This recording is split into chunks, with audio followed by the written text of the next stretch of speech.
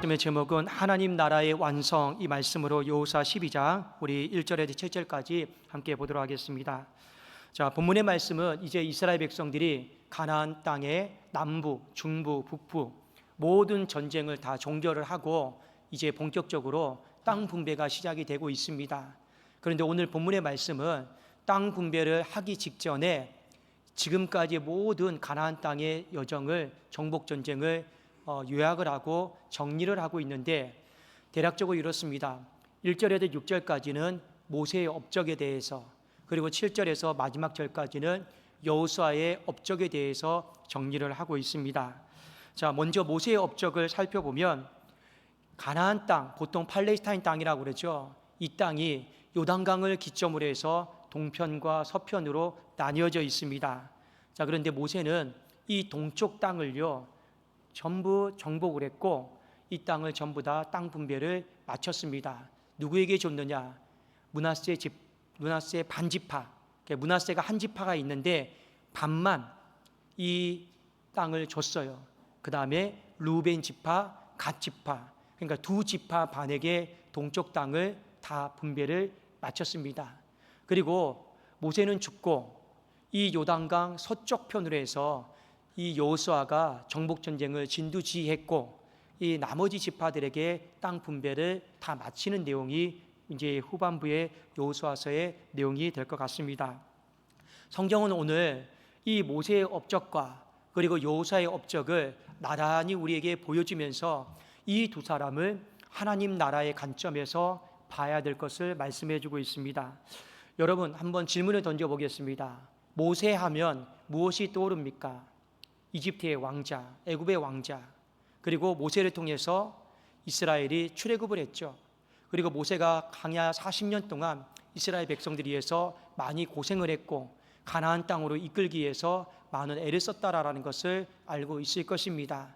자, 그런데 오늘 여호수아 12장에 있는 말씀은 모세가 이스라엘 백성들을 출애굽을 시킨 일만 했을 뿐만 아니라 실질적으로 가나안 땅 정복 전쟁에도 진두지휘를 했고 그리고 땅 분배에도 동참을 했습니다. 그 내용이 바로 오늘 요단강 동편에 대한 내용입니다. 그러니 여호수아만 가나안 땅 정복 전쟁을 한 게 아니고 여호수아만 땅 분배를 한 것이 아니고 모세도 동일하게 정복 전쟁을 했고 땅 분배를 마쳤습니다. 이 대등선상에서 오늘 다루고 있습니다. 자, 이것을 왜 성경의 기자가 이렇게 정리를 하고 요약을 했을까요? 하나님은 하나님 나라를 세우기 위해서 사람을 사용하시는데 여기 한 가지 비밀이 있어요. 절대로 하나님은 한 사람만 사용하시지를 않습니다. 왜 그러실까요? 이유가 있습니다. 하나님께 쓰임 받는 사람이 한 사람이다라고 하면 반드시 그 사람은 교만해지게 되어 있어요. 그런데 일이 잘 되었을 때는 다 내 업적이다, 내가 이루었다, 나 없으면 안 된다. 하나님은 이런 마음을 인간이 가질 것을 아셨기 때문에 하나님은요 절대 한 사람에게 몰아서 하나님 나라를 세우도록 만들도록 허락하신 적은 없습니다. 그런 차원에서 오늘 모세의 업적과 여호수아의 업적을 같이 보셔야 돼요. 그리고 그렇다면 하나님은 하나님 앞에 쓰임 받는 사람이 어떤 마음을 갖기를 원하실까요? 당연히 이런 마음이겠죠. 전부는 아니어도 하나님 나라를 세움에 있어서 부분이라도 내가 쓰임을 받을 수 있음에 하나님 감사합니다. 이런 겸손한 마음으로 하나님 앞에 서 있기를 원할 것입니다. 예를 들면 여러분 이런 거예요. 여기 강단에 화분이 있습니다. 오늘은 난으로 준비가 되었지만 보통은 꽃꽂이로 준비가 될 때가 있죠. 자, 어떤 실력 있는 사람이 두 개를 다 할 수 있어요. 그런데 보통의 교회는 어떻게 하느냐? 두 사람을 나누어요. 그리고 한 사람은 이것을 오른편에 있는 것, 한 사람은 왼편에 있는 것. 왜 그렇게 할까요? 다 내가 했다, 내 작품이다, 그렇게 하지 못하도록 하기 위함이에요. 그럼 어떤 마음을 가지는 것이 나을까요? 한편이라도 내가 이것을 꽃꽂이를 함에 있어서 하나님 앞에 쓰임받았다. 딱 하나님은 우리가 이런 마음 갖기를 원하는 거예요. 하나님 나라를 세워가는 근데 원리입니다. 신약 성경에도 보면 두 명의 위대한 사도가 있어요. 예수님의 수제자였던 베드로, 그리고 사도 바울이 있습니다. 보통 베드로 하면 유대인들에게 복음을 전하는 유대인의 사도로 우리는 생각을 하고 있고, 그 다음에 사도 바울은 이방 나라에 복음을 전하는 사도로 생각을 하고 있습니다. 그러니까 표면적으로 보면 유대인들은 전부 다 베드로에게 몰아주신 것 같아요. 그리고 이방 사람들은 전부 다 사도 바울에게 몰아주신 것 같아요. 근데 실질적으로 보면 하나님은 어떤 한 사람에게도 몰아주시지를 않았습니다. 실제로 베드로에게는요, 이방 백부장이었던 고넬료에게 찾아가서 성령을 부어주시라고 했습니다. 사도 바울은 어떨까요? 우리가 사도 바울 생각하면 1차 전도 여행, 2차 전도 여행, 그리고 땅끝까지 가서 로마까지 가서 복음을 전했던 것으로 생각을 하고 있습니다. 근데 사도행전에 보면요, 의외로 하나님은 사도 바울에게 이방 사람뿐만 아니라 유대인들에게도 복음을 전할 것을 명령을 하셨습니다. 사도행전 18장 4절에 보면 안식일마다 바울이 해당에서 강론하고 유대인과 헬라인을 권면하니라. 그러니 이방 사람들에게만 복음을 전하게 한 게 아니에요. 이방인의 사도가 아니에요. 유대인들에게도 하나님은 사도 바울에게 복음을 전할 것을 말씀하셨습니다. 왜 그렇게 하셨을까요? 분명히 두 사람이 하나님의 나라를 세움에 있어서 쓰임을 받았어요.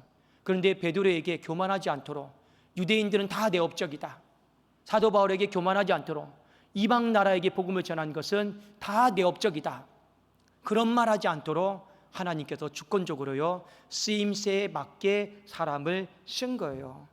또 하나, 우리가 오늘 모세의 업적과 여호수아의 업적을 통해서 우리가 보셔야 될 게 뭐냐, 하나님 나라는요 절대 한 사람을 통해서 만들어지거나 세워지지 않습니다. 반드시 함께 하나님의 나라는 만들어지고 세워진다라는 것을 일깨워주고 있어요. 여러분 기억나십니까? 하나님께서 아담에게 돕는 배필로 하와를 주셨잖아요. 그 왜 주셨을까요? 창세기 2장 말씀에 보면 이렇게 나와 있죠. 아담이 외로워 보여요. 쓸쓸해 보여요. 고독해 보여요. 그래서 성경에 뭐라고 되어 있습니까? 사람이 독처하는 것이, 혼자 있는 것이 처량해 보인다, 좋아 보이지 않는다, 외로워 보이니 내가 그를 위해서 돕는 배필을 지으리라. 그래서 생긴 것이 뭐예요? 바로 부인이었어요. 하와였어요. 우리는 다 그렇게 하나님이 돕는 배필을 주셨다라고 생각을 하고 있습니다. 자, 창세기 2장 24절을 볼까요? 이러므로 남자가 부모를 떠나 그의 아내와 합하여 둘이 한 몸을 이룰지로다. 창세기 2장 24절의 결론이 무엇입니까? 돕는 배필을 줬으니 둘이 잘 합해서 한 몸을 이루라고 했습니다. 그러면 하나님은 어떤 관점 속에서 둘이 잘 합하라고, 한 몸을 이루라고 말씀하셨을까요? 서로 외로우니 그냥 서로 외로움을 채우라고, 서로 좀 부족하니 부족함을 채우라고 하나님은 한 몸을 이루고 합하라고 말씀하셨을까요? 절대 아닙니다. 그건 비본질적인 거고 부수적인 거예요. 오히려 하나님은 외로움과 상관없이, 처량하게 있는 것과 상관없이 더 본질적으로 돕는 배필을 주시고자 하는 목적을 이미 창세기 1장에 언급을 하셨습니다. 자, 우리 한번 창세기 1장 27절 28절인데 한번 띄워주시고 같이 한번 우리 읽어봅시다. 자, 함께 읽겠습니다. 시작. 하나님이 자기 형상 곧 하나님의 형상대로 사람을 창조하시되 남자와 여자를 창조하시고 하나님이 그들에게 복을 주시며 하나님이 그들에게 이르시되 생육하고 번성하여 땅에 충만하라, 땅을 정복하라, 바다의 물고기와 하늘의 새와 땅에 움직이는 모든 생물을 다스리라 하시니라. 남자와 여자를 창조하셨어요. 이미 하나님이 돕는 배필을 주신 목적이 나와요. 여기 무슨 외로움이 나오고 서로의 부족한 부분을 채워라, 이런 내용은 1절 없습니다. 하나님이 돕는 배필을 주신 목적이 뭐예요? 바로 하나님 나라, 하나님 나라를 세우고 하나님 나라를 함께 만들어 가도록 하기 위해서 하나님이 돕는 배필을 주셨다라는 것이 더 우선입니다. 그 하나님의 나라를 만들어가는 걸 네 글자로 신학적인 용어로 창조 명령이라고 합니다. 이 세상의 한복판에서 먼저 그의 나라와 그의 의를 구하는 돕는 배필, 하나님 나라를 함께 바라보는 돕는 배필, 죽은 영혼 살리는 그런 돕는 배필, 하나님은 그러라고 돕는 배필을 주신 거예요. 그리고 이어서 나오는 외로운 거, 홀로 있는 거, 처량해 보이는 거, 이건 부수적인 목적으로 돕는 배필을 주신 거예요. 그러니까 우리가 이 우선순위를 잘 따지셔야 됩니다. 이걸 놓쳐버리면 외로워서 사람 찾아요. 내가 가지지 못한 걸 저 사람이 가져서 부족한 걸 채우려고 사람 찾을 때가 많이 있습니다. 그러면 결혼의 목적이, 사람 찾는 목적이 비본질적으로 호도될 때가 굉장히 많이 있는 거예요. 그래도 오늘 하나님이 왜 함께 할 사람을 주셨는지, 그 함께 할 사람과 왜 합하라고 우리에게 명령하셨는가를 살펴봐야 되는 거예요. 자, 아까 분명히 성경에 나와 있죠. 남자가 부모를 떠나 그의 아내와 합해서 둘이 한 몸을 이루라고 했습니다. 자, 여기 합하다라는 것이 히브리 단어로 다바크예요. 이 다바크인데 이것이 어떤 의미냐? 뭐 성적으로 하나가 되라, 굳게 연합해라, 이건 가장 기본적인 뜻이에요. 더 영적으로, 본질적으로 어떤 뜻이냐면 서로가 서로에게 충성되게 대해라, 애정과 사랑으로 접근을 해라. 이것이 바로 히브리 단어 다바크 합하여라고 하는 뜻을 있음을 우리는 기억을 해야 될 것입니다. 그래서 서로가 서로를 바라볼 때 이런 마음으로 바라보는 거죠. 애정 어린 눈으로, 차가운 시선이 아니고 따뜻한 시선으로 바라보는 거죠. 그렇게 접근하려고 애를 쓰는 거죠. 왜요? 그 사람은 하나님 나라를 함께 만들어갈 동역자니까요. 돕는 배필이니까요. 근데 우리 보통 어떻습니까? 내 남편을, 내 아내를, 내 자녀를, 또 서로를 어떻게 바라보십니까? 어떤 사람은 남편을 경제력으로 바라보는 사람이 있어요. 돈으로 바라보는 사람이 있어요. 어떤 사람은 자녀를요, 누군가에게 보여주기 위한 수단으로 바라보는 사람이 있어요. 그래도 자녀를요, 좋은 대학 보내려고 그래요. 성공시키려고 그래요. 왜요? 부모의 명예니까요. 부모의 자존심이니까요. 저도 죄송한 말이지만 어릴 때 기억을 한번 살려보면 아버지와 어머니가 서로 다툴 때가 있어요. 근데 가만히 보니까 뭐 때문에 다투는지 알아요? 아버지는 새벽에 나가서 힘들게 막 돈을 벌어 왔어요. 근데 어머니가 이런 말씀을 하시면 안 되는데 간혹 가다 이런 말씀 하세요. 이것도 돈이냐고. 그래서 자주 싸운 적을 봤어요. 죄송한 말이지만 무엇으로 바라보는 거예요? 경제력으로 바라보는 거예요. 돈으로 바라보는 거예요. 서로를요, 자꾸 그렇게 바라보면요, 차갑게 바라볼 수밖에 없어요. 충성과 애정으로 바라보지를 못하게 돼 있어요. 그런데 하나님 나라의 동역자들은 합하다라는 이 다바크의 뜻이 무엇입니까? 애정과 충성으로 접근하려고 하고 바라보는 것이 바로 이 합하다라고 하는 다바크의 뜻입니다. 성경에 보면 이것을 가장 잘했던 두 여인이 있어요. 바로 누구냐? 나오미와 룻입니다. 우리가 오후창 예배 때 룻기의 말씀을 듣고 있죠. 자, 성경 룻기 1장 14절에 보면 그들이 소리를 높여 다시 울더니 오르바는 그의 시어머니에게 입맞추되 룻은 그를 부쫓았더라, 이 말씀이 있어요. 이 부쫓았더라라고 하는 것이 히브리 단어 다바크입니다. 합하다라는 거예요. 제가 아까 합하다라는 의미가 단순히 성적으로 육적으로 하나 되었다, 그런 의미가 아니라고 그랬죠. 여자와 여자끼리 무슨 하나가 되겠습니까? 바로 이 말씀이 어떤 의미일까요? 룻이 시어머니를 충성과 애정으로 접근하려고 노력했다라는 거예요. 그것이 바로 이 룻이 시어머니를, 나오미를 부쫓았더라, 히브리어 다바크의 의미입니다. 왜 이 구절이 중요하냐? 솔직히 인간 세상을 살아가면서 가장 하나 되기가 힘든 부류가 어디예요? 바로 시어머니와 며느리입니다.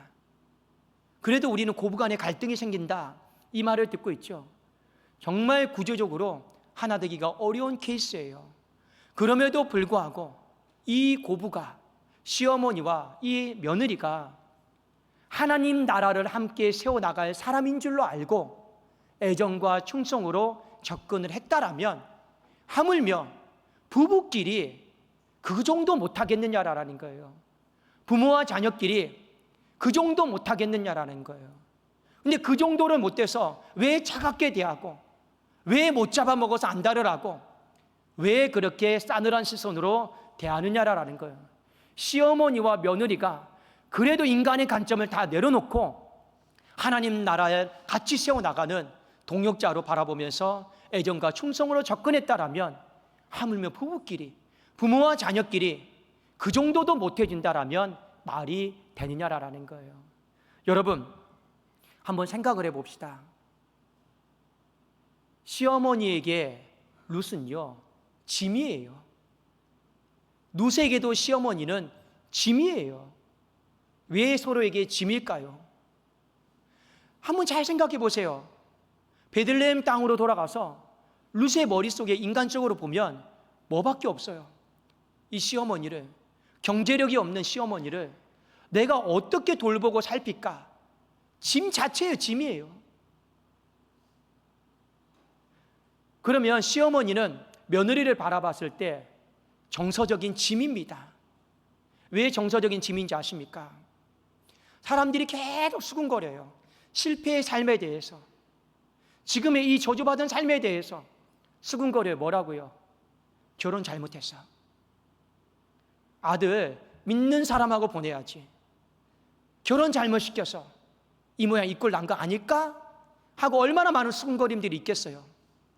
그거 다 감내하고 감당해야 될 사람이 누구입니까? 시어머니예요. 시어머니에게 룻은요, 정서적인 짐이에요. 룻에게 시어머니는 육신적인 짐입니다. 그럼에도 불구하고 서로 잘 합했어요. 함께 했어요. 어떤 의미로요? 그래도 나의 어머니는, 나의 며느리는 베들레헴 땅 한복판에서 하나님 나라를 함께 세우고 만들어갈 사람이다, 동역자다, 이런 마음을 가지고요 합하고 함께 이 다바크를 이룬 대표적인 케이스입니다. 그러니 그들은요 절대 차가운 시선으로 바라보지 않아요. 짜증나듯이 서로를 바라보지 않습니다. 어떻게 바라봐요? 귀한 것을 귀하게 알고 좋은 마음으로 서로를 바라보는 것이죠. 여러분, 말씀의 적용점입니다. 첫 번째, 하나님은 분명히 하나님 나라를 만들어가고 세우기 위해서 사람을 쓰셔요. 여러분, 저도 독산동교회 부름을 받은 지 10년째 접어들고 있습니다.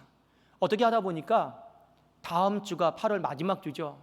딱 정확하게 제가 독산동교회 온 지 만 10년이 되는 날입니다. 시간이 벌써 그렇게 됐더라고요.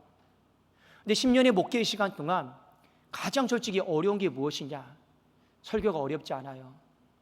설교가 10번, 20번, 30번 있어도 그건 조금 힘들지만 어렵지 않아요. 새벽 기도가 어렵지 않아요. 물론 힘든 건 사실이지만 어렵지 않습니다. 10년의 목회 기간 동안 가장 어려운 게 무엇인지 아십니까? 사람 세워놓는 게 너무 어려워요. 일꾼을 세우는 게 너무 어려워요. 여러분, 솔직하게 말씀드리면 겨우 세워놨더니 다 도망쳐버려요. 겨우 세워놨더니 다 나가버려요. 겨우 세워놨더니 못하겠다고 처리해버려요. 너무 힘들어요. 겨우 같이 하자고 했더니 전면에는 못 나서겠대요. 돕는 자로만 살겠대요. 세워놓으려고 하면 다 도망쳐버리고, 세워놓으려고 하면 안 하겠다고 하고. 그래도 10년의 시간을 돌아보니까 정말 하나님 나라를, 교회를 세워나가는데 사람 세우는 게 너무 힘들어요. 걷잡을 수 없을 정도로 솔직히 부담이 되고 힘듭니다. 근데 포기하지는 않습니다. 왜요? 하나님 나라는 사람을 통해 세워나가는데 얼마나 마귀도 이 부분에 있어서 방해하고 해방을 놓겠느냐라는 거예요. 영적인 전쟁으로 알고, 그렇지만 소망으로 나가려고 애를 쓰고 있습니다. 여러분 기억하십시오. 하나님은 반드시 하나님 나라를 세워나가기 위해서 사람을 부르시고 쓰십니다. 그리고 우리 모든 성도인들의 마음속에 하나님 앞에 쓰임새가 있기를 원해요. 모세와 여호수아가 공통점이 있어요. 두 사람 다 처음에 부름을 받았을 때는 나는 못하겠습니다. 나는 절대로 못합니다. 모세는 뭐라고 얘기했습니까? 나는 아이입니다. 말이 어버바합니다. 어눌합니다. 여호수아는 여호수아 1장에 뭐라 되어 있습니까? 모세의 기세에 눌려가서 저는 메뚜기입니다. 저는 못합니다. 그게 여호수아 1장의 내용 아니겠습니까? 다 처음에는 못하겠다, 어렵다, 힘들다, 다른 사람 알아보시라 했지만 또 이 둘의 공통점은 무엇이냐? 막상 하나님 앞에 쓰임을 받았을 때는 자신의 전 인생을 걸고 혼신의 힘을 다해서 하나님 앞에 최선을 다했어요. 왠지 아십니까? 쓰임 받는 자의 복이 위대하다라는 것을 알았기 때문에 그래요.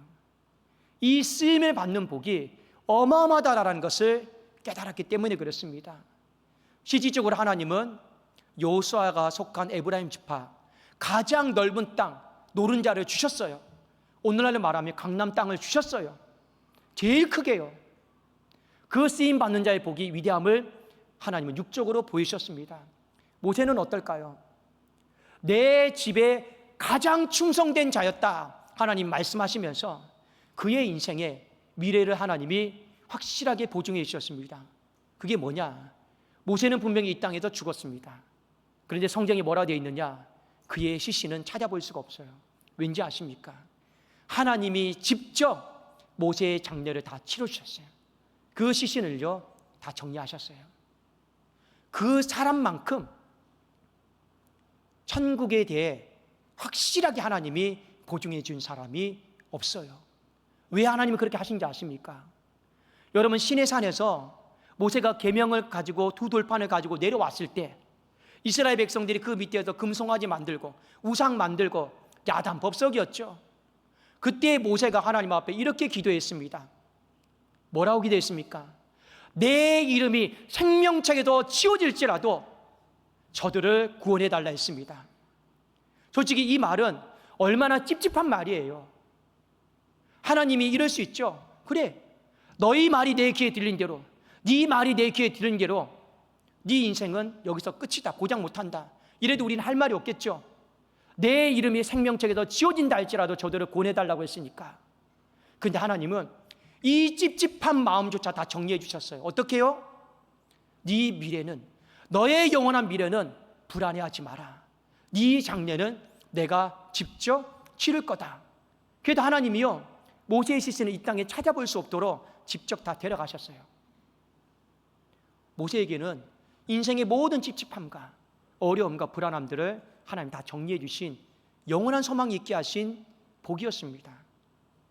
이 두 사람 다 못하겠다 했지만 쓰임 받는 자의 복이 얼마나 위대한가, 부유한가, 풍성한가는요 이 둘은 깨달았기 때문에 지금은 조금 힘들어도, 조금은 어려워도 또 참고 견디고 내 마음과 뜻과 정성을 다해서 교회를 섬기고 하나님 나라를 세워가기 위해서 애를 썼습니다. 또 하나 우리 성도님에게 말씀드리고 싶은 것은 우리가 최선을 다하다 보면 하나님이 반드시 우리의 삶에 좋은 결과를 주실 때가 있습니다. 그때 꼭 오늘 이 말씀 기억하십시오. 아무리 좋은 결과가 나와도 내 업적이다, 내가 했다, 나 없으면 안 된다, 이런 교만한 말은 절대로 하지 마십시오. 왜요? 그러면 더 이상 하나님은 그 사람을 쓰시지를 않습니다. 쓰임 받는 자의 복을요 다 잃어버리기 때문에 그렇습니다. 그러면 어떻게 말해야 될까요? 이 작은 부분이라도, 이 작은 파트라도 내가 하나님 앞에 쓰임 받을 수 있음에 감사합니다. 딱 우리는 여기까지예요. 그러면 하나님 앞에 쓰임 받는 자의 복을 빼앗기지 않습니다. 또 하나, 함께 하나님의 나라를 만들어가는 사람을 귀하게 여기십시오. 여러분, 가장 먼저 가족이 있죠. 부부예요. 자녀들입니다. 우리가 이 가정 안에서 서로를 어떤 존재로 바라보느냐 참 중요해요. 경제력으로 바라보지 마세요. 돈으로 바라보지 마세요. 물리적인 어떤 육신의 사람으로 바라보지 마세요. 단순히 내 외로움 채워주는 사람으로 바라보지 마세요. 내 부족한 부분을 메꿔주는 사람으로 바라보시면 오산입니다. 어떻게 바라봐야 돼요? 관점을 바꾸셔야 돼요. 하나님 나라를 함께 세워나가는 사람으로 바라볼 수 있기를 주의 이름으로 축원합니다. 그러려면 우리 안에 증표가 있어야 돼요. 하나님이 우리 가정을 보실 때 너희 가정은 참 세상 목적만 가지고 살아간다. 오늘도 한 주 내내 돈 벌기 위해서 살아간다. 성공하기 위해서만 살아간다. 이거 정말 세상 목적대로 세워진 가정이에요. 하나님 앞에 존재 목적으로 살아가는 게 아닙니다. 회개하셔야 되는 거예요. 그러면 말씀을 들었으니 어떻게 해야 돼요? 하나님 나라를 세우기 위해서 먼저 그의 나라와 그의 의를 구하기 위해서 우리 가정이 쓰임 받기를 원합니다. 고백이 중요한 것이 아닙니다. 하나님 앞에 증거를 보여주셔야죠. 그 증거가 뭐냐? 기도했잖아요. 고백했잖아요. 마음 정리했잖아요. 그건 중요하지 않습니다. 뭐가 중요한 거예요? 내가 내 아내를 충성과 애정으로 바라보고 접근할게요. 내 남편을 충성과 애정으로 바라보고 접근할게요. 왠지 아십니까? 저 사람은 하나님 나라를 함께 세워나갈 동역자니까요. 여러분 그렇습니다. 요즘은 결혼해도 각방 쓰는 사람들이 너무나도 많고 신혼부부들도 내 삶과 네 삶 서로의 각자의 삶이 있으니 우리 건들지 말자. 그런 사람들이 너무 많이 있습니다. 또 오래 살다 보면 서로가 밉고 짜증나고 짐처럼 느껴질 때가 있어요. 예를 들어서 내가 나가서 돈을 벌고 오는데 그냥 내 아내가 내 아들과 딸들이 짐처럼 느껴질 때가 있어요. 루시 시어머니 나오미를 바라볼 때 육적인 관점에도 보면 짐덩어리예요. 경제력이 없잖아요. 짐처럼 느껴질 때가 있어요. 서로가 서로를 바라볼 때 여러분 너무 미운 마음으로 짜증나는 마음으로 꼴보기 싫은 마음으로 바라볼 때도 있습니다. 근데 중요한 건 무엇입니까? 관점을 바꾸세요. 그 함께 합하여 다바크를요 가정 안에서 교회 안에서 이루어 나가셔야 돼요. 이루어 나가셔야 돼요. 하나님은 그러라고 우리에게 결혼의 축복을 허락하셨고 그러라고 가정이다라고 하는 더 큰 가정인 교회를 허락하셨거든요. 왜 이게 중요한지 아십니까? 오늘날 많은 사람들이 이런 기도 참 많이 합니다. 하늘에서 뜻이 이루어진 것처럼 이 땅에서 이루어지게 하시고 저 우리 세상 한복판에서 하나님의 공의와 통치와 주권이 이 땅 가운데 임하게 하여 주시옵소서. 기도는 참 잘합니다. 근데 문제는 무엇인지 아십니까? 정작 믿음의 사람들끼리 서로를 귀하게 여기지 않아요. 서로를 싸늘한 시선으로 바라봐요. 서로를 정죄하고 판단하고 그래요. 서로를 짐처럼 느끼며 그런 경우들 얼마나 많이 있습니까? 근데 말은 이 땅 가운데 하나님의 주권과 하나님의 통치와 하나님의 다스림이 있기를 원합니다. 어마어마한 기도를 하고 있어요. 말은 하늘에서 뜻이 이루어진 것처럼 이 땅에서도 이루어지기를 원합니다. 그런데 그러려면 누가 필요한 거예요? 사람이 필요하잖아요. 근데 그 사람은 전혀 귀하게 여기지 않아요. 여전히 싸늘하고 여전히 차갑고 여전히 짐덩어리고 본든 만든 계면쩍어하고. 그런데 무슨 하나님의 나라가 이 땅 가운데 이루어지겠습니까? 그건 위선적인 기도예요. 말도 안 되는 거예요. 여전히 우리가 말은 그렇게 하나님 앞에 번드러지게 기도하고 있지만 속은 세상적으로 그냥 살아가고 있는 것뿐이에요. 하나님을 속이고 있는 거죠. 관점을 바꾸셔야 됩니다. 짐처럼 느껴져도 미워도 짜증나도 쳐다보기가 싫어도 그래도 어떻게 해요? 하나님의 시선과 하나님의 관점으로 우리는 하나님 나라를 함께 만들어갈 사람이다. 그 마음으로 시선을 관점을 바꾸십시오. 그러면 위대한 기도의 응답이 이루어지는 거예요. 그 위대한 기도의 응답이 뭐냐? 하늘의 문이 열리고 하나님의 주권과 통치와 다스림이여 이 민족 가운데 교회 가운데 가정 가운데 임하게 될 줄로 믿습니다. 그게 가장 큰 위대한 응답이에요. 그렇지 않겠습니까? 제가 사소한 이야기지만 저희 아버지 어머니 이야기를 잠시 좀 들려드릴게요. 제가 말씀을 준비하다가 저는 어느 정도 제 아내에게 제 딸에게 그런 관점으로 바라봅니다. 그래도 기회예요. 함께 독산동 교회를 세워나갈 아내이고 또 딸이고 중요하고 귀합니다. 그러면서 한번 제 주변의 가족들을 생각해 봤어요. 저희 아버지와 어머니는 그러면 그 부르심대로 살고 있을까? 솔직히 답이 잘 나오지가 않았어요. 그런데 제가 감사했습니다. 부끄럽고 창피한 얘기지만 얼마 전에 저희 아버지 생신이었어요. 그래도 같이 식사를 이렇게 하는데 제가 저희 어머니에게 어머니 요즘 예배 생활 잘하고 있어요? 대답을 안 해요.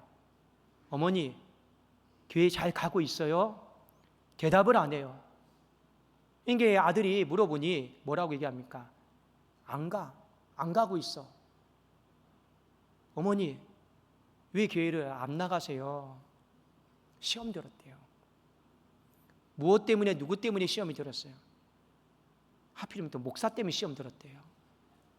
그 순간부터는 남의 얘기 같지 않죠? 우리 교회 성도 이야기가 될 수도 있겠죠. 그럼 엄마 왜 목사님 때문에 시험을 들었어? 아니 내가 이래서 몸이 좀 아프고 해서 교회를 못 갔으면 목사가 해야 될 일이 뭐야? 당연히 신방해야지. 뭐 신방을 안 했어요? 아니 목사님이 전화를 했는데 대뜸 이런 말씀하셨어. 아무개 권사님 나 낙지 먹고 싶은데 낙지 사줘. 그래도 시험 들었다는 거예요.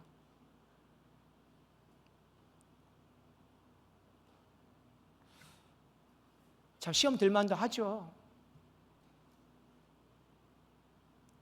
근데 그걸 옆에서 듣고 계시던 아버지가, 저희 아버지 아시죠? 어릴 때 저희 누이와 저를 불러다가 성경지 다 찍고 불태우라고 하신 분이에요. 신앙생활은 하고 있지만 교회에 대해서 그렇게 막 마음이 열린 분은 아니에요. 옆에서 아버지가 다 듣고 계시더니 보통은 이렇게 말씀하실 법도 합니다. 그런 딴 교회 가지 마. 못하러 가. 이렇게 말씀하실 법도 하죠. 그런데 아버지가 이 말씀을 하시더라고요. 어머니에게. 여보, 그래도 당신이 교회에 나가지 않으면 아들이 담임 목사인데 목회하면서 얼마나 가슴이 아프고 힘들고 속상하고 그렇게 아들 힘들게 하면서까지 교회를 안 나갈 이유는 없잖아. 그런 말씀을 하시면서 아버지가 어머니를 설득을 시키더라고요. 권면을 시키더라고요. 아들의 말이라고 들을까요? 니는 당연히 목사니까 목사 편이라고 안 듣겠죠. 그런데 아버지의 말씀은 이 사람이 왜 그래 하면서 들으시더라고요. 제가 왜 이 말씀을 드리느냐?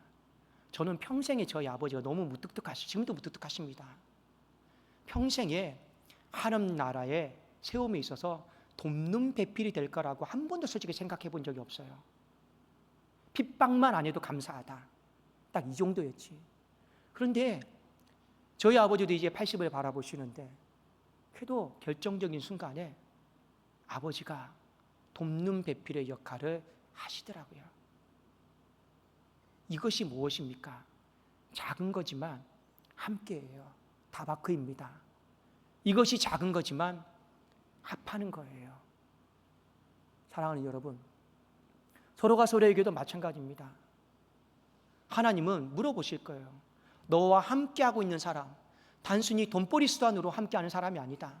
외로움 채워주려고 함께하는 사람이 아니다. 누군가에게 보여주기 식으로 자랑하려고 함께하는 사람이 아니다. 내가 가지지 못한 거 당신이 가졌으니 보완해 주려고 함께하는 사람이 아니다. 그 함께의 의미는 무엇입니까? 창조 명령. 하나님 나라를 세워나가는 거예요. 그 완성을 위해서 네 홀로 감당하기가 어려우니, 네가 중간중간에 너무 쉽게 넘어지니 함께 완성해 나가도록 붙여주신 사람이 진짜 돕는 배필이에요. 그 사람을 어떻게 바라보라고요? 짐처럼 차갑게 꼴보기 싫게 바라보지 말고 어떻게 바라보라고요? 따뜻하게 애정과 충성으로 접근하시라라는 거예요. 그것 자체가 하나님 보시기에 너는 너의 가정을 하나님 나라로 세워나가려고 하는 뜻이 있구나 하고 하늘문을 열어주시고, 그것 자체가 그런 사람들이 우리 교회 안에 많을 때 독산동 교회가 하나님 나라를 세워나가려고 뜻이 있구나 하고 하나님이 봐주시는 거지, 말만 이 땅이 하나님의 나라가, 이 땅이 하나님의 통치가, 이런 기도는 솔직히 필요하지도 않아요. 하나님은 그 중심을 보시니까요. 우리 안에 이 함께라고 하는 이 부분을 기억하시면서 서로를 귀하게 여길 수 있기를 주님의 이름으로 축원합니다. 그리함으로 저는 꿈을 꿔요. 아무리 다 어렵다 하지만 여러분의 가정이, 우리 교회가, 이 민족이 하나님 나라가 확장되기를 원합니다. 동편에서 서편으로 더 지경이 넓어지고 풍성한 하나님의 축복과 우리의 생각을 뛰어넘는 하나님의 위로가 하나님 나라를 세워나가기를 원하는 모든 주의 권속들의 삶의 가정의 교회 민족 위에 있기를 예수님의 이름으로 축원합니다. 기도하겠습니다.